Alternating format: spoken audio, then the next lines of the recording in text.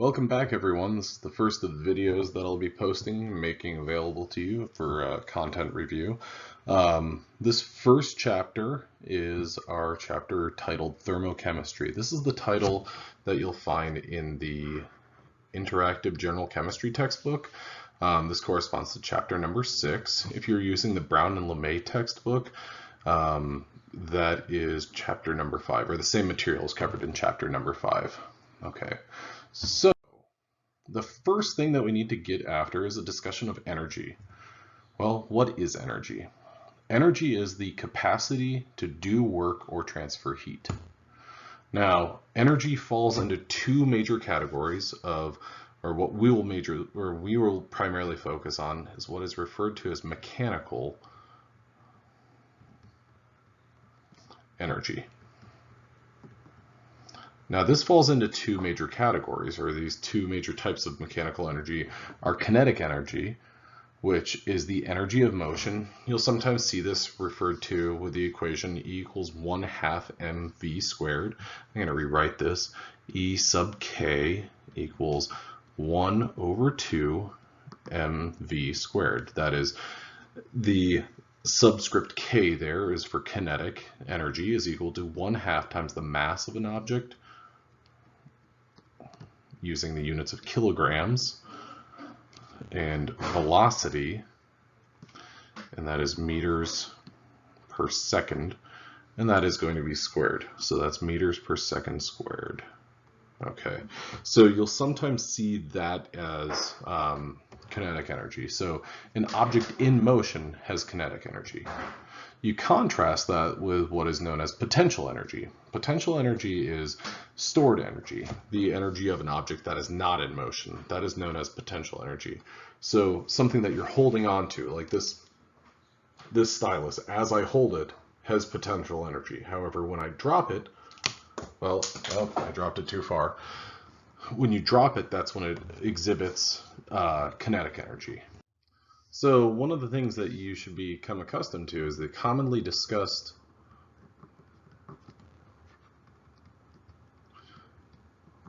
units in our discussion of energy. And those units are joules and calories. So a joule is our unit for energy, and generally what that is, 1 joule is equal to 1 kilogram meter squared per second squared. Which, think about those units and think back to our E sub k. That is equal to 1/2 mass, which, what are units for mass? Well, those are going to be in kilograms, and v, or velocity squared, and our units for velocity are meters per second. So those units are going to, I want you to kind of draw that connection between those. Now, a calorie on the other hand is the amount of energy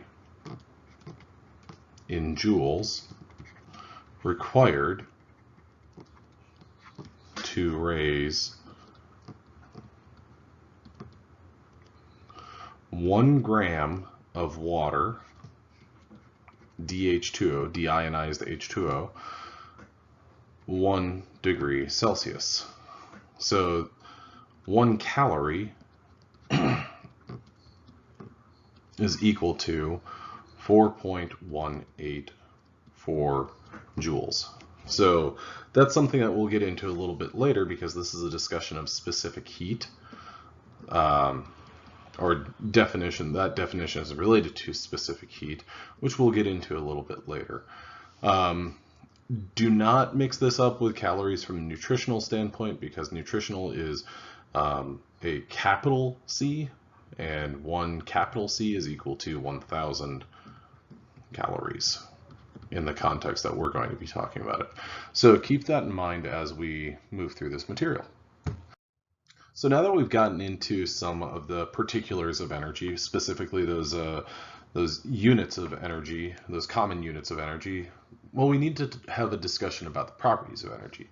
Energy is an extensive property. Now, that's a term that we've actually talked about a little bit before. We talked about that when we were talking about, well, describing extensive versus intensive properties. Now, this extensive property, this is going to become much more significant in the coming days.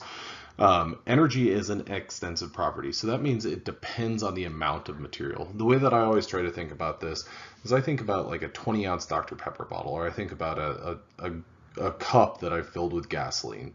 Okay, compare that to a 55-gallon drum. And I'm going to draw my 55-gallon drum way out here.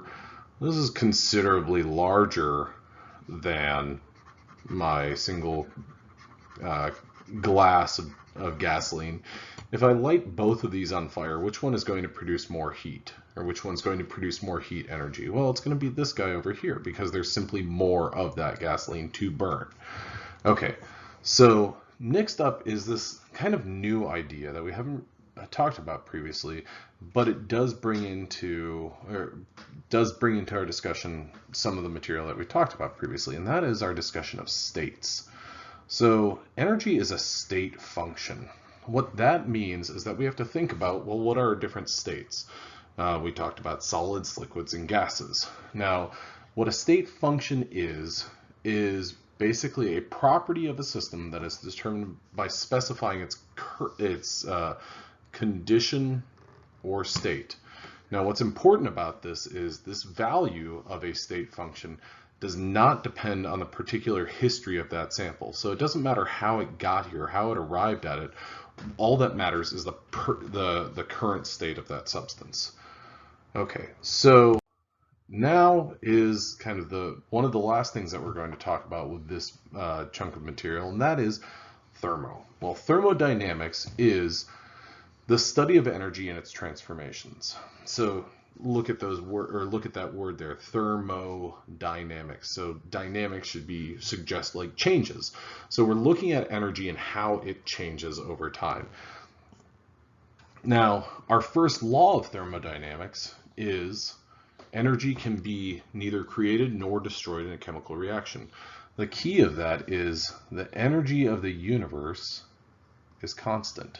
Okay, so one way that you could think about this is that if there's energy produced by a given reaction, well, that's going to be all harbored in the reactants that were previously there. So it's not like two particular reactants come together and out of nowhere they've made additional energy. All of the energy that's produced, released from that reaction, is going to have been captured in those two individual reactants to start. So what we have to consider is in any discussion of thermodynamics, we have to look at a couple of different parts of our reaction. First of all, we have to establish our system. Our system is a portion of our experiment that has been singled out for study. Usually this is going to be the chemicals. Now, if you are using the interactive general chemistry textbook, there's a nice depiction of 3 different systems, and they're displayed by Erlenmeyer flasks. And there's a total of 3 of them that are displayed. The first 2 show an open system versus a closed system. Now this open system, well, heat and matter. So this Erlenmeyer flask has no lid on it. So what that means is that heat and matter can enter this system. Now a closed system, well, that has a cap on the top of it. So heat can be lost to the environment or it can be gained from the environment. However, matter cannot enter that. Whereas the third one, and this one's kind of shaded in green, this is an isolated system. So this is completely independent of the outside environment.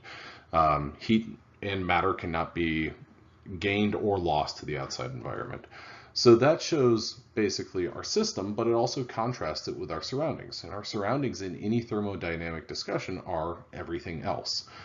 What is important to take away from this is that the system cannot exchange matter with the surroundings, but the system can exchange energy with its surroundings. Okay, so when we're talking, what we will be doing more times than not is we'll be talking about a closed system.